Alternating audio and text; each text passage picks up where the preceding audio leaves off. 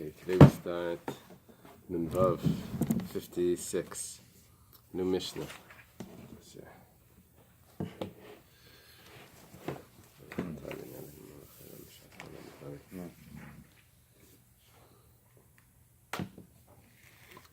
Okay, so far we had the Mishnayos where these are the treifas of the animal, then we had these are the ones that aren't treifa. Now this Mishnah is Velu treifas Bais. These are the treifas in the bird. Now the truth is that all treifas that are in the animal are in the bird, but nevertheless there are some things that could have been considered a little surprising, so we have to specify them. As we go through, we'll see. Rashi points it out right at the beginning. Nekuvas aveshet. If the esophagus is punctured, that's the same by an animal. The psukas hagageres, the trachea is severed. Now, we could have thought possibly that by a bird it should be treif even with nekuvas hagageres because it's so small and it has less life energy. So this is the chiddush here. The psukas, it still has that same law that until it's severed, it's not considered treif. Iksachol dal reisha. If it gets hit on the head by a weasel, here it's referring to bitten. Makam shaisa is a treif, in the place that makes it a treifa, which we're translating to mean that the membrane was punctured, and only then will it be a treifa. Nikava korkaban. If there's a hole in the korkaban, which is the gizzard, the stomach. I don't remember getting that to eat in America, but in England they would serve it. And probably years ago, they would serve it. Health, whatever it's called, they stopped it from being. Gizzard is kind of a stomach. Yeah, they would put it in the soup. I remember it in the soup. You can still get it with turkey. Oh, interesting.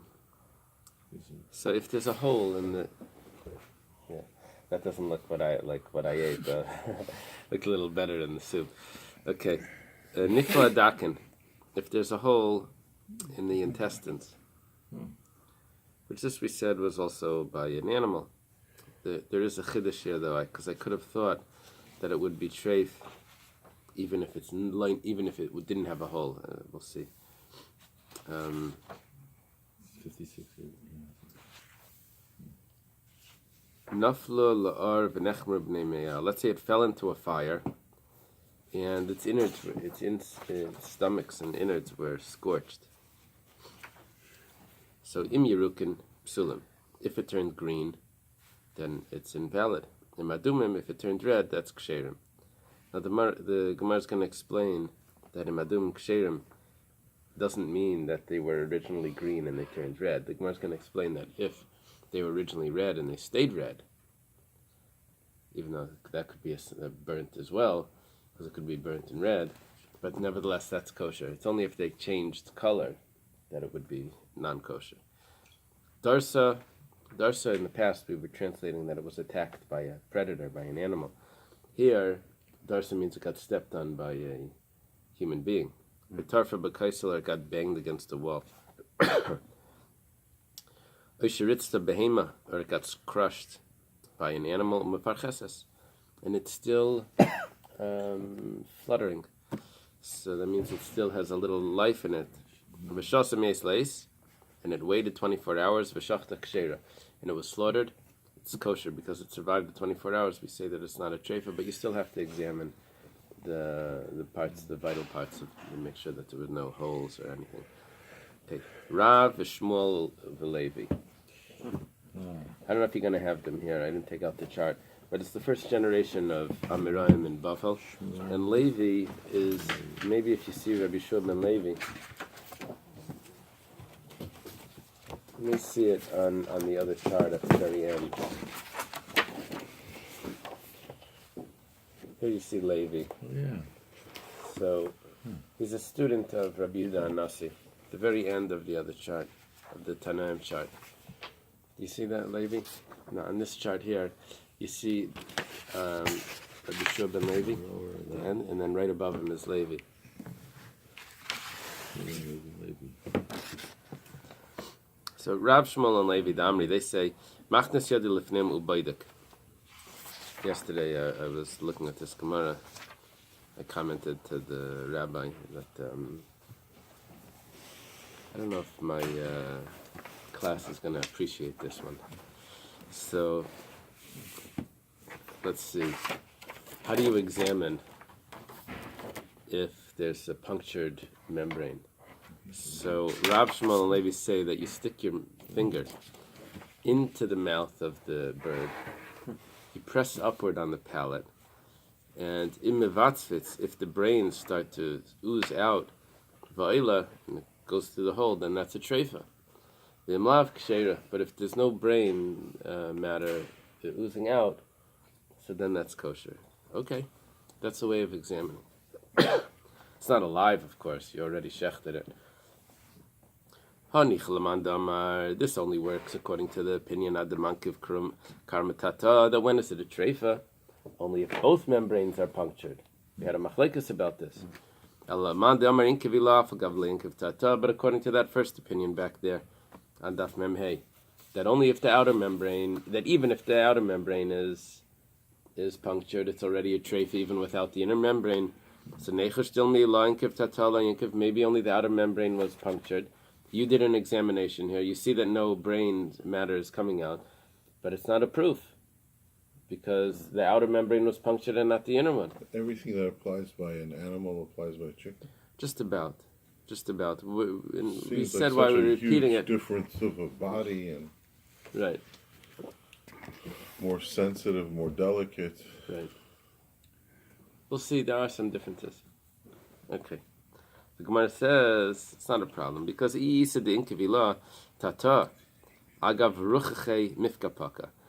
it's true, if it is that the upper one was punctured, then the inner one, the lower one, because of how soft it is, that would have burst as well with pushing it, because apparently the lower membrane, this is the meningia, would have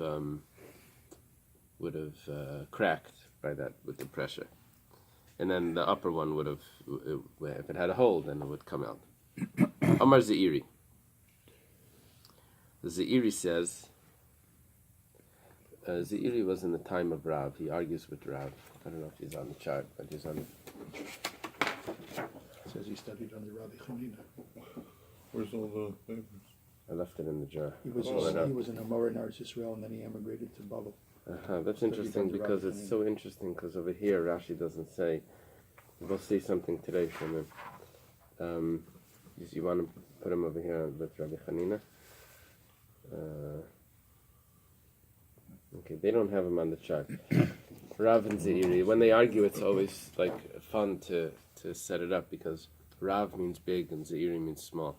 So then you try to look for how to match it up to try to remember, like what it has to do with big and small. So Zeiri says you can't check the bite of a weasel. Why? Because its teeth are very thin. Mar says, who cares if it's thin? It's still a hole. You should be able to do the same examination. You press on it, and if something oozes out, that means there's a hole. Because the teeth are thin and they're also crooked. So what happens when something's crooked is that if you have a paper, let's say it's crooked, so instead of going a hole straight through, the hole grows through like this. So when I push up on this, I'm actually it's sealing the other one. So pressing up isn't going to show because it's crooked. It's going to seal. If it's thin, then it would seal it.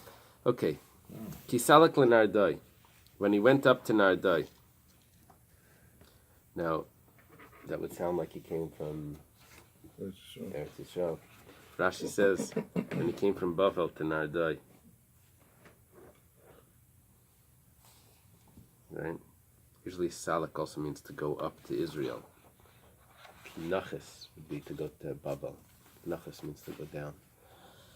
So Salak, he goes up to Nardai. So Shalach Lahu, he sends back. Dvarim she'amartu lifnechem toisem biyadi. the things that I mentioned to you was mistaken. I was this that I said, I was really mistaken. Bram, however, Kacham Mishmei Reb Shimon ben Lakish. So it's been said in the name of Reb Shimon ben Lakish, Boitkin l'chol biyad, that you can examine a weasel with the hand. That means with putting your finger inside and pushing on the palate. Avolei b'masmer, but not with a nail. Now, examining with a nail would be that you take a very thin pin and you go over the membrane, and if the nail finds a hole, the pin finds a hole, then that means there's a hole. Now, it's a very delicate sort of examination. Sounds like you can make a hole. You can make a hole with it. Rabbi Yochanan Amar Masmer. Rabbi Yochanan says you can check with the nail. Always argue with Now, that. Rabbi Yochanan Reish Lakish. Such a pair. Okay. Uplukta the Do they ever agree on anything? yeah. That they Sometimes- disagree. Yeah, They Rish Lakish, agree, yeah. they disagree. No, there's many times it says Reish Lakish, Rabbi Yochanan Reish Lakish Savri, Rav and Shmuel will argue and They make them a pair together. they on the that's same right. side. Yeah. Amazing. So but, Hard. Hillel and Shammai themselves only disagreed in 3 instances. right. It's Bais Hill and Bais Shammai had thousands of arguments, but Hillel and Shammai only disagreed in 3. Right. We plucked the Rabbi Yehuda of Rabbi Nechemia. And they're arguing about a discussion between Rabbi Yehuda and Rabbi Nechemia. Now, it's interesting, Rabbi Yehuda and Rabbi Nechemia, they argue throughout the whole Medrash. The whole Medrash and Bereshis and everything is always Rabbi Yehuda and Rabbi Nechemia.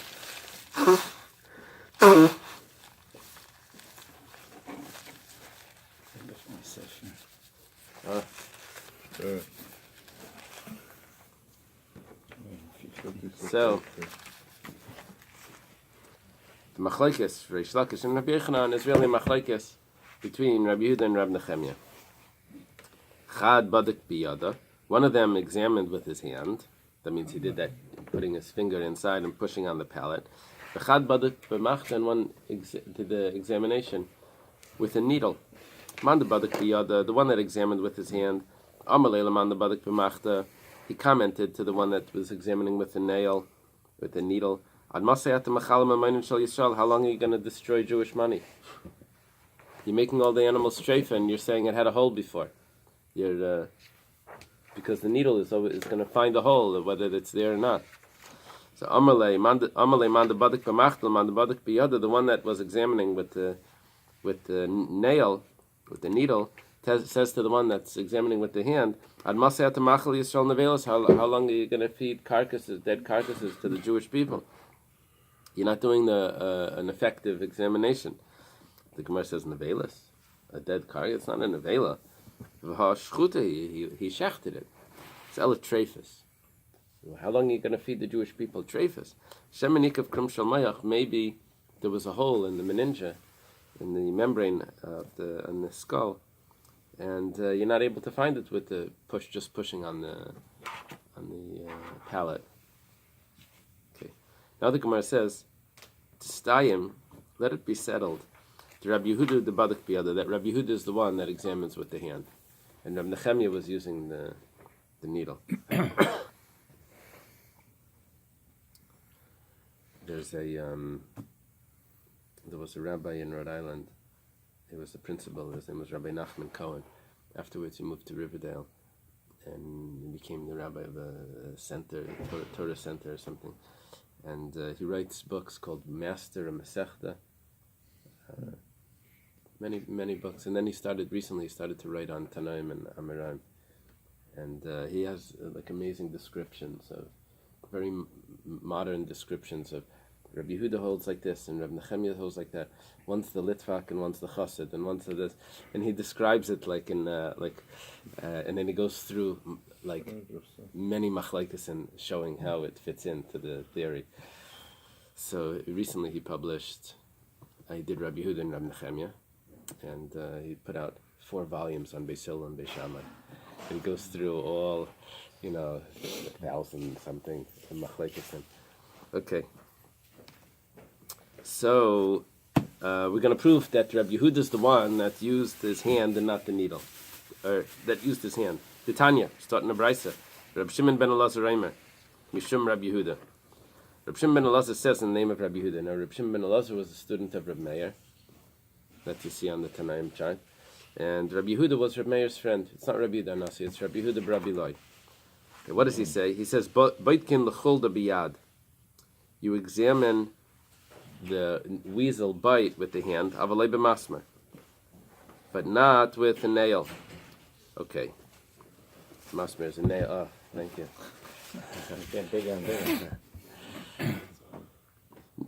The following line of this brisa is going to be a little bit of a contradiction. We're going to go back. Nishbar ha'etzem afal pish le'nikav krim shel mayach. If the skull is broken, even though there's no hole in the meninja, it's already treif.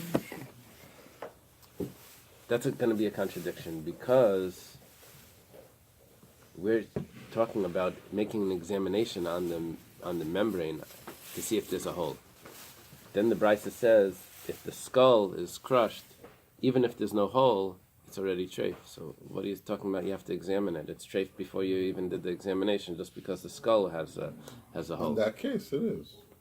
Well, No, but but what? the hole in the skull bone doesn't mean it's gone through the membrane. That's right. And nevertheless, the next case says that it's treifa. Even if it wasn't, even if the membrane wasn't punctured, it's already a treifa. Okay. The Gemara first says tistayim. Let's settle that Rabbi Yehuda is the one that says that you use the hand because that's what he says clearly. The Gemara says hagufa kasha. This is self-contradictory. Amrit baitkin l'chol biyad. It says that you examine a weasel bite on the bird by using the finger that you push on the palate. Avalei b'masrim, we can't use a nail. Alma, we see islay b'dikusa, that you can check if the meninja was punctured. V'hadatani, but then it returns and it teaches nishbar etzem, that if the skull was cracked, afal pish le'nikav krim shel mayach, even if there is no puncture in the brain. Alma leslay b'dikusa, that means there is no examination, which means it's pointless to examine because it's treif even without the examination. But that's treif because of the skull being Because of cracked. the skull. But here, you're talking about the hole in this. When you go up through that area, you're going through where there is no skull. That's where the hole is in the skull, so that the spinal cord comes out of the brain. You're at the base of the brain. That's why that's how they do surgery for certain pituitary tumors. They go through the nose, not through the mouth, and they go right into the base of the brain. Right. So here, No. you're not going in an area where the skull, so it wouldn't apply. Right. The Mishnah's case was hiksa chuld al roisha. The weasel bit it on the head. So it's biting through the skull. Its teeth are going through the skull. And we're questioning, did it puncture the meninges? So we said that, well, we have to check. So we do the examination. Then we said, if the skull is cracked, it's treif. Even if the meninges are still there. So we're like, 1 second. How did the weasel get its teeth through? It had to puncture through the skull to get its teeth in there. So if it's treif without the examination, so then it's self-contradictory. Do you need to do an examination, or is it already treif just getting the through, just breaking the skull? The Gemara answers: Seifa asan la'if shel mayim. This where it says that it's treif, even without a puncture of the meninja, is talking about a bird that goes in the water, aquatic. Hayel ve'ein leikrum, because it doesn't have a membrane. It doesn't have a meninges. Do you think it doesn't have meninges? It has, but it's very much softer. So over there by a bird that goes in the water, so there's a difference. There's actually a difference in the laws of treifus between the different types of birds. If it's a bird that goes in the water, then just the cracked skull is already treif because the membrane is much softer. I don't know why, but that's what it is. And if it's a regular bird, so then it's then you have to do an examination to see if the meninges were punctured. Amalei Rav Nachman le Rav Anan. Rav Nachman tells to Rav Anan. Mar Amar. The master said. That means you already said. Shmuel badak biyada. That Shmuel examined the bird with his hand. Umachsher, and he said that it was kosher. Hand means that he pressed on the palate. V'huna chaver namer, and Huna, our friend, he says, Rav badak biyada, that Rav examined with his hand, umachsher, and he said it was kosher. V'hatani Levi, but Levi taught in a brisa, treifas shemana chachamim b'behema, that the treifas that our sages enumerated with that apply to an animal, kenegdan ba'if, are the same with the bird. And yeser alayim oif, there's additional treifas by a bird of nishbar hetzim afal pish le'nikriv krum shel mayach. If the skull was cracked, even if the membrane wasn't punctured. So why does Rav and Shmuel examine if the membrane is punctured? Once the skull is cracked, it's already treif. So Amalei, he responds back to him, Ahu ba'if shel mayim. That's talking about a bird that goes in the water, hayol vein lekrum, because it doesn't have a membrane. It doesn't have the meninges. Amalei in lekrum, sal kadaitach, do you think it doesn't have the meninges? Elo hayol v'krum eirach. We heard that answer before. It means that it's very soft. Ahu Tarnagolta. There was a hen. To have a Bei Rav Chana that was in the house of Rav Chana. Shajla Kami de Rav Masna. Sent it to Rav Matana, it's going to say in your Gemara. Nishbar etzem, Leinikiv Kum Shal Mayach Havai. It had a cracked skull, but the membrane was still there. Vachshir, and he said it was kosher. Amalei, he said to him, who said to who here? Hana said to Rav Matana. Uh-huh. So it's interesting because it's his bird. He says, V'hatani Levi. He's saying it's kosher, but Levi says, Shefes shemana chacham b'mehema kenegdan ba'oif. The same shefes that are in a animal apply to a bird. However, yeser aleim oif nishberetzim afal pishlei nikif kum shel mayach. But there's an additional one for a bird, and that's if the skull is cracked, but there's no, even if the meninges aren't punctured. Amalei hasan ba'if shel mayim. Over there, it's talking about a bird that goes in the water. Hayol vein lekrum, because it doesn't have a membrane. Ein lekrum sal kadaitach, it doesn't have a membrane. Ela ima hayol lekrum eirach. It has a membrane, but it's just very soft. So we had 3 mentions of the same distinction between a bird that goes in the water and. So the reason they do all 3? Do you learn anything from each one, or so? Is it a So when you go through the paiskim, okay. you get A you little get detail the from details. each of the 3. Okay, Rav Shizvi badak b'shimsha. Normally, that's the reason that they say the extra one, or sometimes they just say it just because. Well, What's the cloud? This you see this a lot in the Right, Gemara. It doesn't right. have to be. Sometimes, or it's just a chizuk to say that you see it's been in different cases, so it's proof that it's a good shmua, it's a good kabbalah. so from my experience, you don't always get the answer, but when you look hard enough, There should be something there. yeah. So they say George Washington Carver, he said that if you give enough love to the plants, they'll reveal their secrets. He says, but then if you give enough love to anything, it'll reveal its secrets. So if you dwell on it enough, you'll get the secrets of it. Yeah.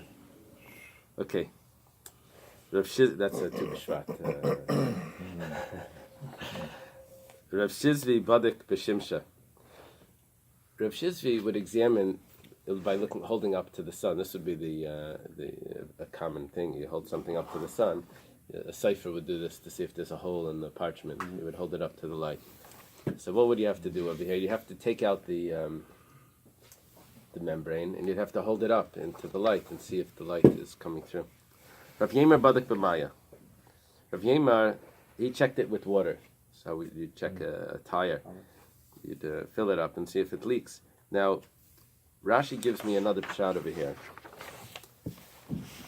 This other pshat is that you actually put water on the top of the skull. So if this is the skull. Let's say this is the skull. So what we need to do is we need to take out all the material inside and fill it up with water, and then see if it leaks down. Rashi says you can do it the other way. You can put water in on the top, in the skull, on this side, where the crack of the skull is, and you see if the water gets dirty with brain with the tissue, the nerve tissue. Okay. How big is the brain of a bird? Bird brain. It's usually an insult. Ultimately, bird brain. That's a bird. This is a chicken. So Rav Acha Bar Yaakov Badik Begila Dechitza, with a stalk of wheat, which is similar to the nail. It must be sharp. Amar Rav Shizvi says, Hani Avzi Didan Kaif Shal Mayim Damyan.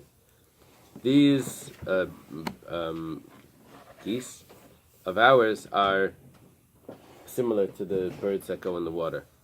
Now, I didn't get a chance to look this up, but he seems to be contradicting what he did before. Because Rav Shizvi Badak B'Shimsha, he would examine it. If it's a bird of water, then you can't do the examination. Is there a comment in there in the art scroll on Rav Shizvi's statement? Yeah. Since they're always in the water, says Rashi, thus they're rendered treifa if a puncture of the skull, even if the underlying brain membrane is intact. That's Rabbeinu Gershon. Does that help? No, wait a minute. Bais Yosef, following Rambam, Rosh Tur writes that all our geese, including Rav Shizvi's ruling, and are regarded as marine fowl. Huh. So geese. But what's bothering me is that Rav Shizvi before says Rav Shizvi checked it in the sun. Oh, I think it up. Holding it up. Now, if it's all his fowl is like water fowl, so then he shouldn't be checking it. It's automatically checked. I don't know. I sense foul play. Stay away from that one. This sounds like a shidduch. Okay. Nafla la'ar. If it fell into the fire. So we said that was treifa if the innards were scorched, right? Amar Rabbi Yochanan mishum Rabbi Yosi ben Yeshua. Rabbi Yochanan says in the name of Yosi ben Yeshua. He's probably not on the chart because he's not so common in the Shir Yurikasan Kashir Nikuvasan. How change of color? What's the size of the change of color? It says the size is the amount of the hole. Now, if the hole manikuvasan b'mashu, just like a hole in the intestines, in the stomachs, would be even a small drop. After Yurikasan b'mashu, also the change of color, even a small drop would make it treif. That's very strict. Boy minei Rav Yosef, Brei Rabbi Shua ben Levi, Rabbi Shua ben Levi, Rav Yosef, the son of Rabbi Shua ben Levi, asks Rabbi Shua ben Levi. He asks his father, Hirika kaved keneged b'nei me'ayim. Let's say the liver turns green opposite where it's attached to the stomachs. Now, Rashi says that one part of the liver is opposite the stomachs and one is above. One is higher up. Does that make sense? I'm not a maven on chickens. Okay. So, Mahu. I was going about shawarma though. What's the din? So Amalei, treifa. He says it's treifa. If it turned green, like we said, it's treifa. So he asked him, why are you saying it's treifa? If it was removed, it's not a problem. Amarava, As long as it's left as a certain measurement. Right. As long as there was a kazayas or even less. Kivan sherika kaved kneged b'me'ayim b'yidua shenaf lar v'nechmer b'me'neavet treifa. Rava says that since it turned green, so we're making it a treif because of that it was scorched. And the way of telling that it was scorched in the fire is by looking at the stomachs and seeing if it changed color. So here the treif is because of the scorch, because of the fire. Now, does this mean that if we find a discoloration, that will automatically make something a treifa by claiming that it fell into a fire? Even if we never experienced, if we never saw it fall into a fire, that would be a very strict opinion. But or maybe they had some reason to believe that this one actually did fall into the fire, and then they see. So it's a huge difference. Are we going to make things treif just because we see a discoloration, and then we say, oh, it must have fallen into a fire, even without any reason to assume that? Rabbi Shua ben Levi, Havalehu Tarnagelis. Rabbi Shua ben Levi had this the rooster. Shadra lakami de Rabbi Lazar a kapper. He sent it to Rabbi Lazar a kapper. Beribi, the great. Amalei, it says to him that Yerukan Havi, that it was green, v'achsheri, and it's kosher. It's very surprising. Green is kosher. V'anan tanan Yerukan psulin. Our Mishnah says if it turned green, it's invalid. Talking about the stomachs. So the Gemara says, "La yamar Yerukan psulin el b'korkum v'leiv v'kavid." No, not on the intestines if they're green. Intestines are green, that's kosher. Where does it say green is not kosher? That's if it's on the stomach, the heart, and the liver, which are supposed to be red. And if they turn green, but the intestines are always going to be green. Tanya Nami Hachi was also taught in a brisa. Be'elu b'nei me'ayin amru. Which b'nei me'ayim do we say that if they turn green, it's treif? B'korkaban, with the gizzard, b'leiv, v'kaved, with the heart, and with the with the liver. Rabbi Yitzchak Bar Yosef. Rabbi Yitzchak Bar Yosef, Havalei Ahu Tarnagolta, he had this hen. Shadri l'kami de Rav Avo, he sent it to Rav Avo. V'amalei adumin havi, v'treifa. Rav Avo said that it's red and therefore it's treif. V'anantanan adumin ksherin. He said red is kosher, not treif. So he says, Amalei adumin shehiriku. If it was red and it turned green, v'yerukin shehedimu, or if it was green and turned red, adumin shehiriku would mean that if it's supposed to be red, that means it's the heart, or the liver, or the gizzard, which is normally red, and it turned green. Or something that's green, which is the intestines are greenish looking. Sheidimu, that turns red, that's treifa. Lo yamra adum ksherin.